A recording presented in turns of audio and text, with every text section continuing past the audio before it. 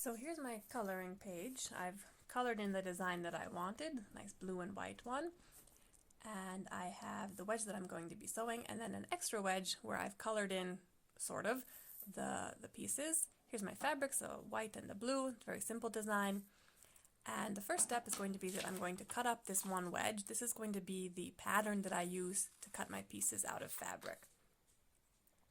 I'm cutting up all of these little tiny pieces, separating them into two piles more or less for the white pieces and for the blue pieces, just so that I can get them cut out a little bit faster.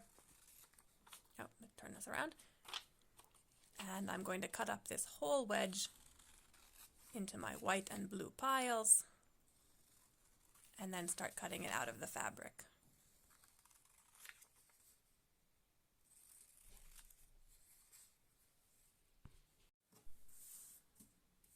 Now I've got everything cut up, my white pieces, my blue pieces. I also had a little change of fabric here. I realized something with the right side and a wrong side would look much better, so here's a scrap from my son's pajamas that's going to be my new blue fabric. And in this little scrap of white here, I'm going to cut out the first piece, piece number 1. It happens to be. Generally, you want the stretch of the fabric to go horizontally across the pieces. It's not super important if it's not exactly right, but if you can manage to put it horizontally, that'll work better in the end. Cutting out the piece with sort of a estimated 1 centimeter seam allowance, maybe a little bit bigger, that's fine, doesn't really matter. On the blue piece, you can see a little better how I'm cutting it out on the wrong side of the fabric. I'm putting the pattern piece right side up on the wrong side of the fabric and cutting all around. Where it already has the seam allowance here, I don't need to add anything more, just maybe a millimeter or two. But again, you don't have to be so precise at this point, just sort of chop it out of the fabric as best you can. Here with the third piece, tiny little piece. Yeah, the grain line's not so perfect here, but no problem. I'm going to cut it out. And then I'm going to cut out all the rest. And of course you need at least 12, or if you're doing an extra one, 13 of each piece. And once we've got everything cut out, we're ready to start sewing. We're going to start with sewing pieces 1 and 2. We're sewing first this seam between the first and second pieces. Fabric goes here on the blank side of the paper. Starting with piece 1, it doesn't show so well because it's a symmetrical piece, plus the right side and the wrong side are the same. But anyway, we're centering it right side up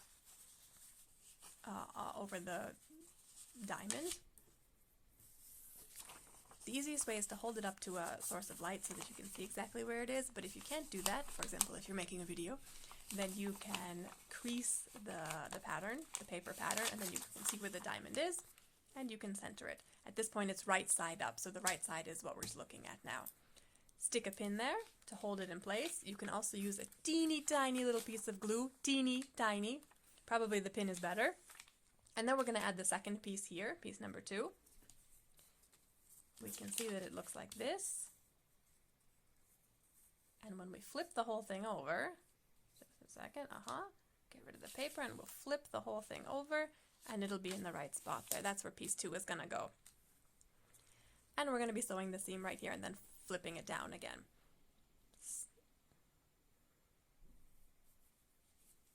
So it'll look something like this. Alright, so let's pin it in place. Working from the other side, we can put some pins exactly into the seam line so we can check where we're going to be sewing. We can check that we're going to be catching both pieces of fabric. Oh, this isn't very precise. Let me do that again. Going exactly on the seam line there between 1 and 2. My pins are starting exactly where the seam line is going to start, so we'll be able to see that on the other side. And here we are. We can see it on the other side exactly where we're going to be sewing. So let's bring that over to the sewing machine and get that line sewn. Sewing from this side, the side that has the line, where you can see where you're sewing, of course. So now I've sewn that with my little teeny tiny stitch. And you can see if we fold it down, piece number 2 is nicely in place. We're going to trim the seam allowance just a little bit, as long as it's something around, or a little bit less than 1 centimeter, 3/8 of an inch, it'll be fine. I just trimmed it a tiny bit, just to make it look nice, basically. and then fold this down and press it or finger press it in place. If you have like a mini iron, that's perfect for here. And let's add piece 3. Again, we're going to flip it over.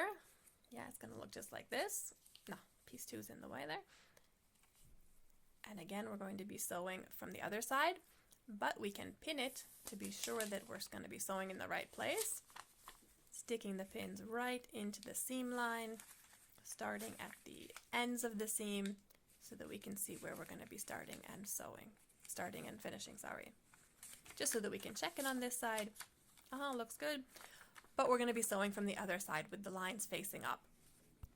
After we've done that, again, we're going to trim the seam allowance and press it up into place.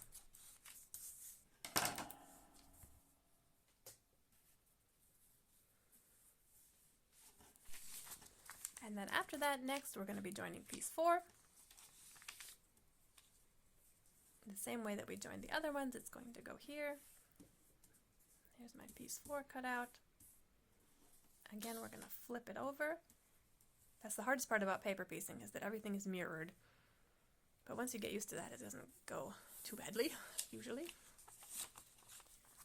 Again, we can use pins to show on the other side where we're going to be sewing, just to check. And then we're going to sew with the lines facing up, not with the fabric side up, with the paper side up. This is just to check to see we're going to be sewing in the right spot. One more time, let's trim these seam allowances, and then we would press this piece number 4 into place.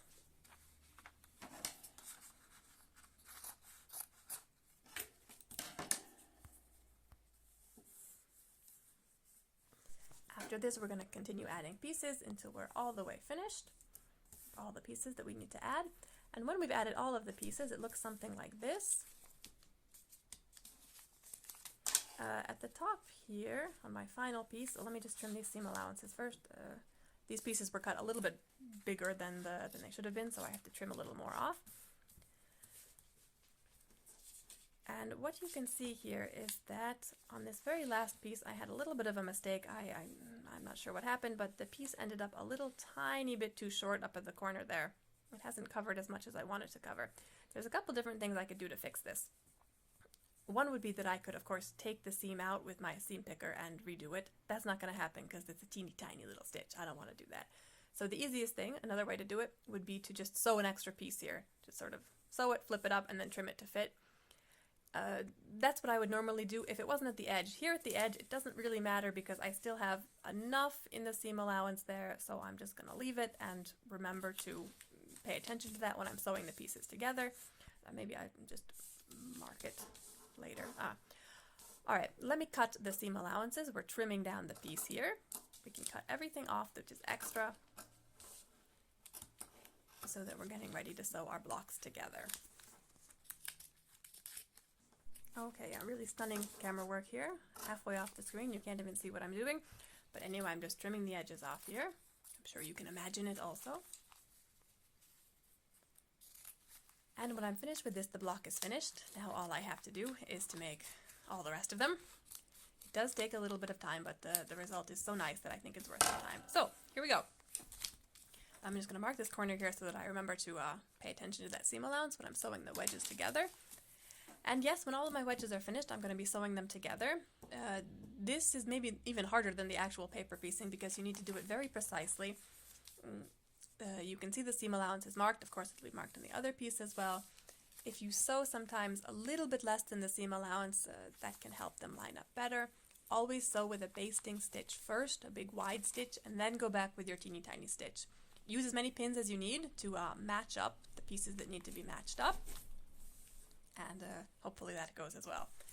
One more trick here, just to show you that after you've sewn the pieces together, the worst part of paper piecing, probably taking off all of the paper, just goes something like this.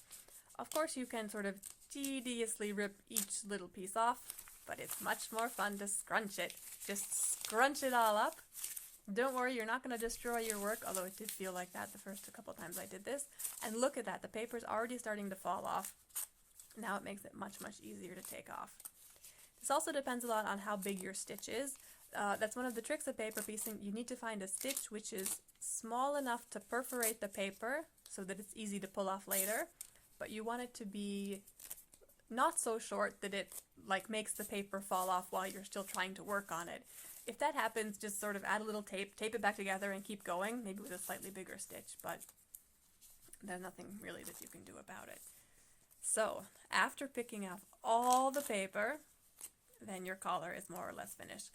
On this one I picked off the paper before I put the wedges together because this was very thick fabric and it wasn't going so well to sew the wedges together when they still had the paper on it. I thought it would work better this way. Plus I was able to make a nice video to show you how the scrunching technique works.